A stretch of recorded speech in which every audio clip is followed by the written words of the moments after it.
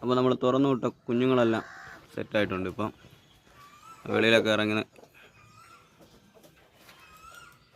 നല്ല രീതിയിൽ ഓടുന്നുണ്ട്, കുഴപ്പമില്ല. ഫുഡൊക്കെ എടുക്കുന്നുണ്ട്, എല്ലാം സെറ്റാണ്.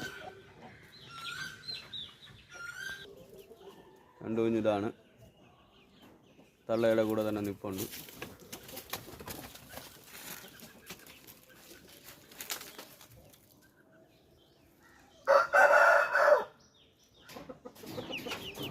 ഇത് നമ്മൾ കൊടുക്കാൻ നിർത്തിയിരിക്കുന്ന കുട്ടികളാണ്. കുറച്ച് കുട്ടികൾ കണ്ണൂർക്ക് കയറി പോയിട്ടുണ്ട്. അതിൻ്റെ ബാലൻസ് കുട്ടികളാണ്.